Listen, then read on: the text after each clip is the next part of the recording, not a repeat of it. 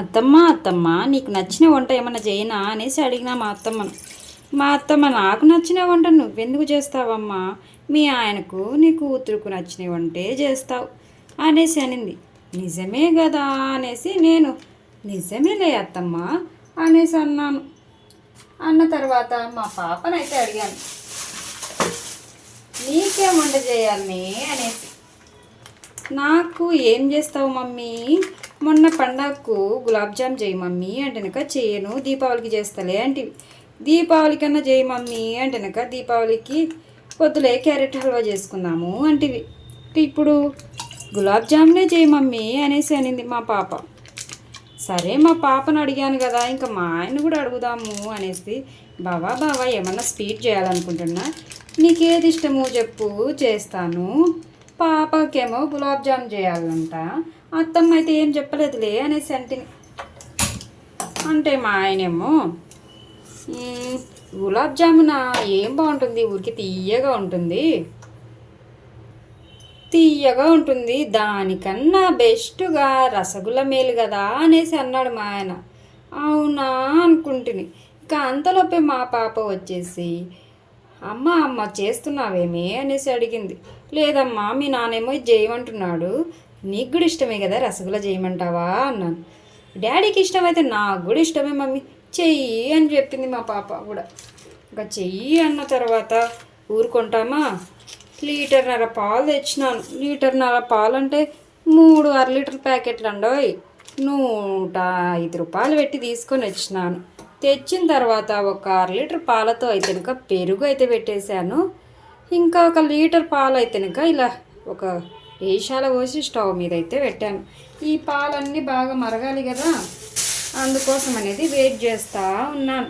అయినా మీరు కూడా చూసేయండి అబ్బా నేను ఎట్లా చేస్తాను రసగుల్లా అనేసి. పాలేమో పొంగొస్తా ఉన్నాయి. ఇవి ఏడ వంగిపోతాయో ఏమో.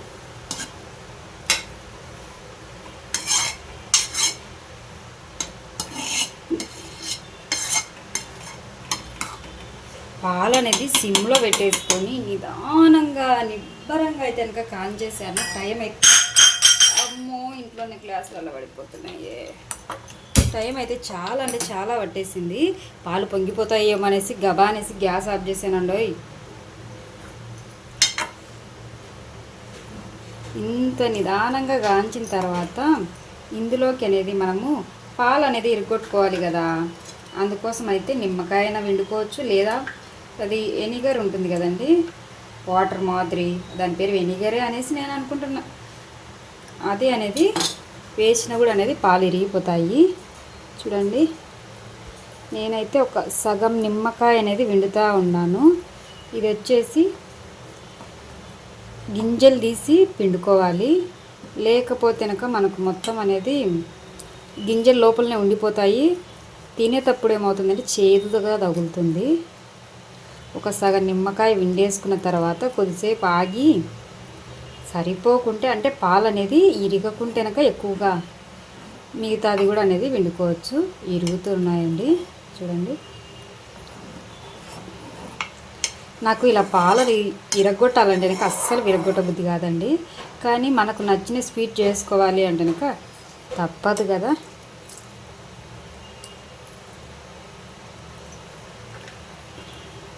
నిమ్మరసం అంతా పాలలో కలిసేటట్టుగా బాగా కలుపుకోవాలి.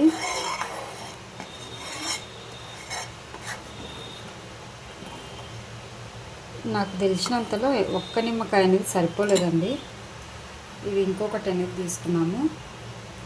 అంటే ఒక్క నిమ్మకాయ అంటే అర నిమ్మకాయ అంటే సగం నిమ్మకాయ విన్నానండి, అదేనేది సరిపోనట్టుంది.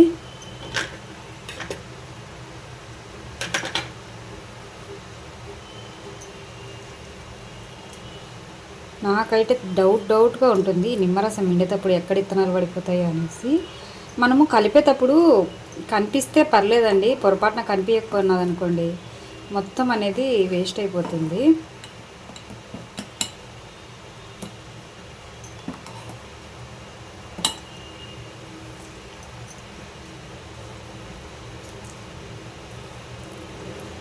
ఓకే, ఒక నిమ్మకాయ మొత్తం అనేది వండేసాను. ఇంకా దీన్ని కొద్దిసేపు అనేది ఉడకనిద్దాము. మొత్తం పాలంతా ఇరిగిపోయినాయి. ఇప్పుడు చూడండి, ఇలా పాలు ఇరిగిపోయిన తర్వాత కొద్దిసేపు అలాగే పెట్టేసామంటే సరిపోతుంది. ఇప్పుడు గిన్నె తీసుకొని ఈ గిన్నెకి అనేది క్లాత్ కట్టేద్దాము టైట్గా, అంటే మనం ఉడబోసుకోవడానికి.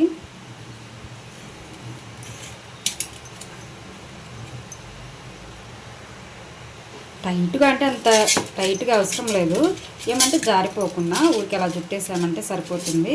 తర్వాత అనేది మనం పిండడానికి కూడా మళ్ళీ ఇప్పదీయాల్సింది ఉంటుంది కాబట్టి. డేష్ అయితే పెద్దది పెట్టాను, చిన్న డేష్ ఎందుకు తీసేసాను అంటే దీన్ని కడగాల్సింది అయితే ఉంటుంది, అందుకోసం అనేసి చిన్నదైతే కనుక వాటర్ ఎక్కువ అయిపోతాయి అనేసి మళ్ళీ మార్చేసానండి. ఇంకా చూడండి, మనం తీసుకున్న పాలు ఎన్ని వచ్చినది, ఎంత కొంచెం వచ్చిందో చూడండి. లీటర్ పాలకు వచ్చేసి ఇంత వచ్చేసింది.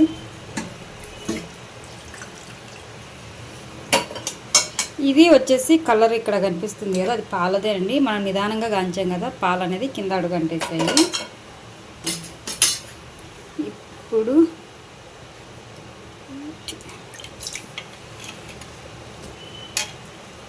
ఇలా అనేది కడగాలి బాగా వాటర్ వేసేసి.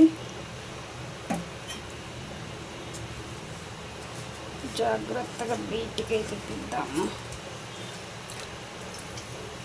ఇవన్నీ ఉంపేద్దాము నీట్గా వాటర్ వేసేసి.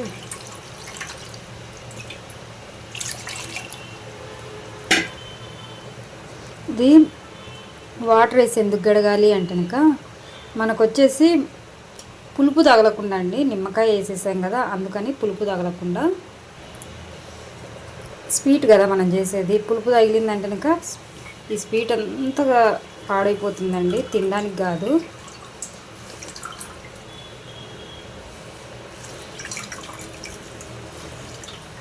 ఇది అనేది బాగా పిండేద్దాము.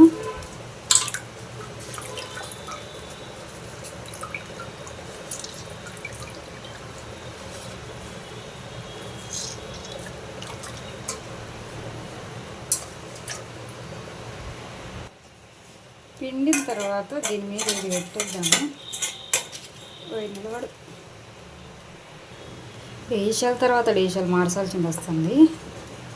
దీనిపైన బరువు ఏమన్నా పెట్టాలి. దీని మీద బరువుకి అయితే ఇది పెడుతున్నానండి. ఇంకా నీళ్ళంతా ఒడిచేంత వరకు ఆగుదాము. ఇందులో ఉన్న వాటర్ అంతా పోయి గట్టిగా అయిపోయింది చూడండి, ఎంత బాగా డిజైన్ అయితే వచ్చేసింది కదా. ఇందులో పెట్టేసి దీన్ని ఇలాగనే పక్కన పెట్టేసుకున్నాము. ఇప్పుడు షుగర్ సిరప్ అనేది తయారు చేసుకోవాలి. ఒక పెద్ద గిన్నె తీసేసుకొని అందులో ఒక చిన్న గిన్నె పెట్టేసి ఒక కప్పు నిండా వేసేసి ఇంకొక కప్పు కూడా వేసేద్దాము. ఫుల్లుగా వేస్తున్నాను.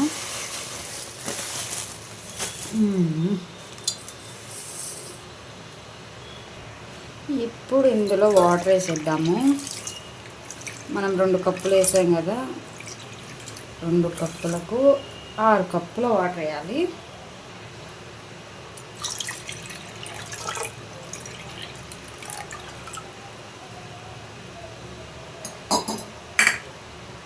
ఇప్పుడు ఇవి అనేది స్టవ్ మీద పెట్టేసుకున్నాము.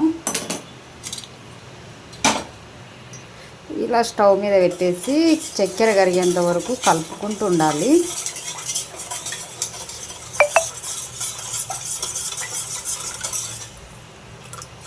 మంట మీడియం ఫ్లేమ్లో పెట్టేద్దాము.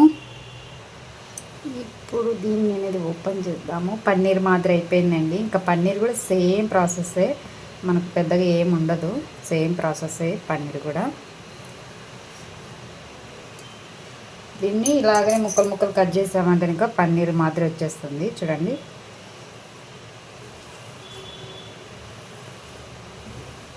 ఇప్పుడు దీన్ని మెత్తగా పిసుకాలి. ఇప్పుడు మనము చపాతీ పిండి అట్లా విసుకుతాం చూడండి, అలాగనేది విసుక్కోవాలి. మన మణికట్టు ఉంటుంది కదండి ఇక్కడ, ఇలాగా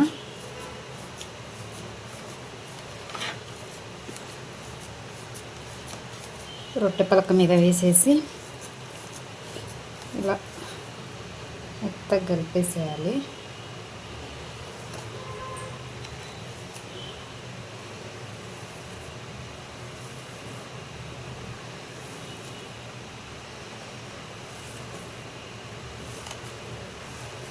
ఇవి మనం పాలు ఎన్ని వేసినా కొంచెమే వస్తుందండి, ఎంత చికెన్ పాలైనా కూడా. నేను విజయ పాల ప్యాకెట్ అయితే తీసుకున్నాను, విజయ గోల్డ్ పెద్దది, అంటే 1 లీటర్ ప్యాకెట్, 1 లీటర్ ప్యాకెట్ 2. మెత్తగా అనేది కలుపుకోవాలి. దీన్ని మెత్తగా కలుపుకున్న తర్వాత ఇలా ఇలా ఇలా అనేసి రౌండ్ రౌండ్ బాల్స్ మాదిరి చేసేయాలి.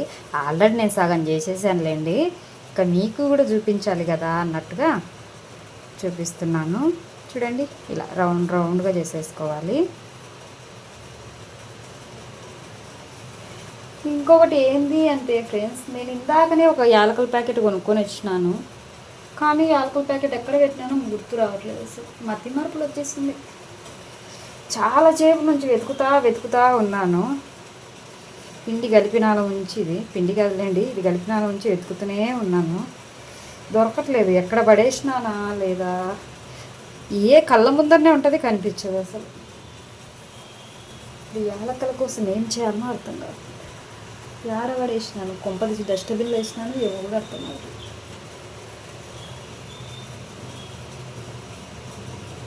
కిచెన్ అంతా ఎత్తుకులాన్నాను, హాల్లో అంతా ఎత్తుకులాన్నాను. మొత్తం అనేది ఇలాగే చేసేసుకోవాలి. ఇలాగ చేసేసాను. మీరైతే అన్నీ ఒకటే సైజ్ చేసుకోండి. నేను చేసేటి కొన్ని లావుగా ఉన్నాయి, కొన్ని సన్నగా ఉన్నాయి. మనము పెట్టిన షుగర్ సిరప్ కూడా అనేది రెడీ అయిపోయిందండి. అంటే ఇలా కాగితే సరిపోతుంది, మనకేం పాకం అలా అవసరం లేదు. ఇందులో ఈ బాల్స్ అలా టింగ్ టింగ్ అనేసి ఒకటి తర్వాత ఒకటి మొత్తం వేసేసుకోవాలి. వేసుకున్న తర్వాత ఇది ఉడకనివ్వాలండి. ఈ బాల్స్ అనేది మనం చేసిన దానికన్నా డబల్ అవుతాయి.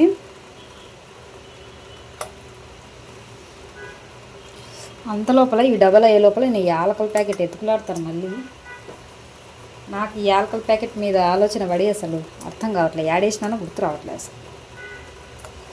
ఇవెల్లా మంచిగా అనేది ఉడకాలి, వెయిట్ చేద్దాం. యాలకుల ప్యాకెట్ అయితే దొరికింది ఫ్రెండ్స్, కింద పడిపోయింది అది. ఇంకా నేనేమో పైన ఎతుకులాడుతూ ఉన్నాను, ఎతికి యాసిడ్కి వచ్చేసింది. మళ్ళీ కొనుక్కొని వద్దాం తీ అనేసి బయటికి పోతూ ఉన్నాను. నా మిషన్ దగ్గరనే కింద పడిపోయింది.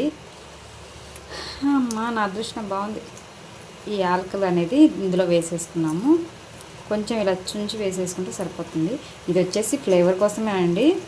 మనకు కొంచెం పాలతో కదా, పాల వాసన వస్తూ ఉంటుంది. కొంతమంది పాల వాసన అనేది ఇష్టపడరు, కొంతమంది పాలు తాగుతూ ఉంటారు కదా, వాళ్ళకి బాగా ఇష్టంగా ఉంటుంది పాల వాసన. ఇంకొక ఇలా యాలకులు వేసుకున్నారంటే కనుక ఎవరైనా బాగా ఈజీగా తినవచ్చు. ఇది ఫస్ట్ చేసినప్పుడైతే మా ఆయన పాలతో అన్నాడు. అయ్యో, ఇవి లావుగా అయిపోయాయి, ఇరిగిపోయాయి కూడా అండి. సగం ఇందులో యాలకులు వేసేసుకున్నాం. రసగుల్లా అయితే ఈ మాత్రం అయిందండి. నేను గట్టి ప్రెస్ చేసి చేయలే రౌండ్గా, అందుకు ఇరిగిపోయాయి కొన్ని.